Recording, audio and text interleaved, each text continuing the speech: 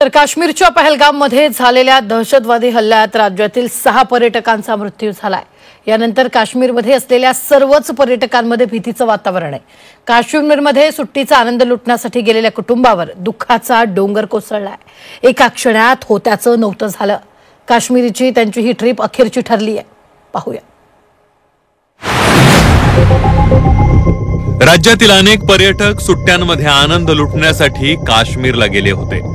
निसर्गाचा मनमुराद आनंद लुटत असताना एका क्षणात होत्याचं नव्हतं झालं। यात महाराष्ट्रातील 6 पर्यटकांचा समावेश आहे। काश्मीर फिरण्यासाठी गेलेल्या राज्यातील 6 पर्यटकांवर शोककळा पसरली आहे। डोंबिवलीतील मोने, संजय लेले आणि हेमंत जोशी या 3 पर्यटकांचा पहलगाम दहशतवादी हल्ल्यात मृत्यू झाला।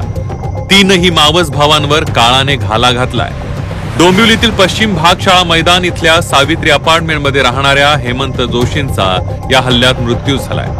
मुलाची 10वीची परीक्षा संपल्यानंतर हेमंत जोशी हे आपल्या पत्नी व मुलासह फिरण्यासाठी काश्मीरला गेले होते। मात्र काल दहशतवाद्यांनी केलेल्या गोळीबारात हेमंत जोशी यांचा मृत्यू झालाय। हेमंतच्या शालकशी आमचा संपर्क झाला तर त्याने सांगितलं की 5:30ला जेव्हा ध्रुव माझ्याशी बोलला तर मामा आम्ही सेफ आहे, आमची काळजी करू नको, आम्ही व्यवस्थित आहोत एवढं आम्हाला कळालं। पण त्याच्यानंतर मग आम्हाला काही कळालं नाही।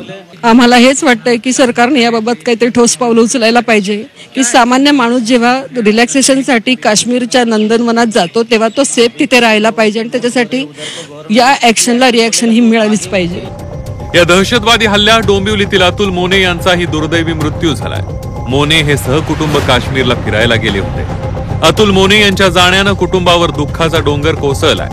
मोने यांची कन्या 18 वर्षांची असून ती सध्या सीएची तयारी करते आहे। मात्र अतुल मोने यांच्या नंतर घरात कमावणारा कुणीच नाही आहे। त्यामुळे पुढे कुटुंबाचा सांभाळ कोण करणार असा मोठा प्रश्न निर्माण झालाय। खूप म्हणजे अजूनही आम्ही त्या धक्क्यातून सावरत नाहीयेत। आणि ते 3 जण होते आणि एकदम गोड परिवार होता तो। आणि ह्या पद्धतीने हल्ला होणं म्हणजे खूप म्हणजे ह्या हल्ल्याचा आम्ही निषेध करतो। तर डोंबिवलीच्या नौपाडा इथे राहणारे पर्यटक संजय लेले यांचाही पहलगाम मधील दहशतवादी हल्ल्यात मृत्यू झाला। त्यांच्या मृत्यूमुळे त्यांच्या संपूर्ण कुटुंबावर मोठा आघात झालाय। काश्मीरमध्ये पर्यटनासाठी गेलेल्या पनवेल मधल्या 39 पर्यटकांपैकी एका पर्यटकाचा मृत्यू झालाय। पनवेलच्या खांदा कॉलनीत राहणाऱ्या दिलीप देसले यांचा दुर्दैवी मृत्यू झालाय। पत्नी उषा यांच्यासोबत दिलीप देसले हे पर्यटनासाठी जम्मू काश्मीरला फिरायला गेले होते।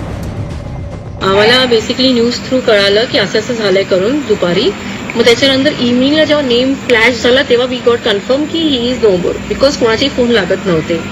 And then after some time इव्हनिंगला थोडं लेट इव्हनिंगला पोलीस लोक आले। मग त्यांनी असं कळवलं की असं असं झालेलं आहे। ठीक आहे, पण तोपर्यंत आम्ही आमचे फ्लाईट तिकीट्स बुक केलेले 4 जणांचे। पहलगाम मध्ये झालेल्या दहशतवादी हल्ल्यात पुण्यातील 2घांचा मृत्यू झाला। संतोष जगदाळे आणि कौस्तुभ गणबोटे यांचा यामध्ये मृत्यू झालाय। मित्रांसोबत ते काश्मीरला फिरायला गेले होते। त्यांच्या कुटुंबासमोरच जगदाळे आणि गणबोटे यांच्यावर दहशतवाद्यांनी गोळीबार केला।